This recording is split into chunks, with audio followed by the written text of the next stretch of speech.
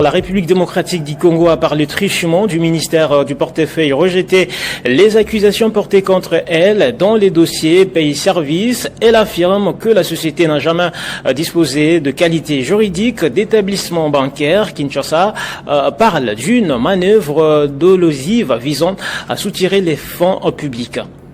Le ministère du portefeuille est monté au créneau pour clarifier les différends opposant la République démocratique du Congo à la société Paye Service Bank. À la suite des publications jugées erronées et incomplètes par les autorités congolaises. Dans un communiqué officiel, le gouvernement dénonce une manœuvre dolosive fondée sur une fausse qualité bancaire déjouée par l'État congolais afin de préserver les intérêts du trésor public. Selon le ministère, contrairement aux affirmations relayées dans certains médias, notamment Africa Intelligence, la société Paye Service n'a jamais disposé de la qualité juridique d'établissement bancaire au regard de droit américain. Une décision formelle du 18 octobre 2024 du département des finances de l'État de l'Idaho a d'ailleurs retiré toute reconnaissance conditionnelle antérieure et interdit à la société l'usage du terme banque, faute de conformité aux exigences réglementaires en vigueur. Malgré cette situation juridique clairement établie, Paye Service aurait persisté à se présenter comme une banque auprès des autorités congolaises, créant ainsi une fausse apparence des régulations et des solvabilités. Une présentation jugée déterminante dans les processus initial d'échange avec certaines institutions publiques et qui constitue, selon le gouvernement, une tentative d'accès indu aux ressources souveraines de l'État.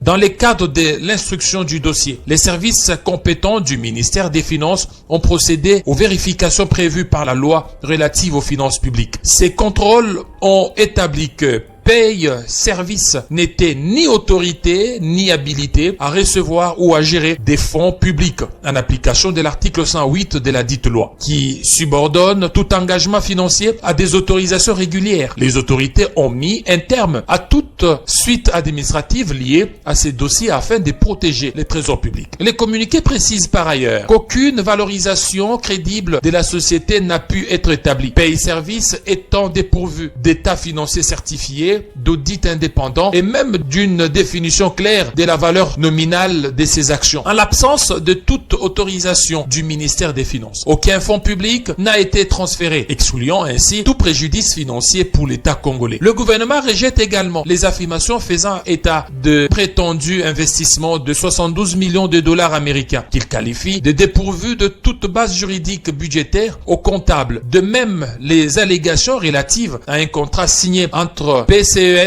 Akiba et la Cadeco sont formellement démenties. Enfin, le ministère du portefeuille souligne que les accusations de corruption et des pressions apparues après les refus des paiements relèvent d'une stratégie de représailles visant à détourner l'attention de l'élément central du dossier, la fausse qualité bancaire revendiquée par Paye Service. Mettre fin à une relation fondée sur une telle base ne saurait constituer une rupture abusive, mais bien un acte de bonne administration, conforme aux exigences des vigilances appliquées également par les autorités américaines. Tout en réaffirmant sa volonté de coopérer avec toute juridiction légalement compétente, la République démocratique du Congo assure qu'elle ne cédera ni à la fraude, ni à l'intimidation, ni à la désinformation et se réserve le droit d'exercer toutes les voies de droit nécessaires pour défendre sa souveraineté financière et l'intégrité de ses institutions.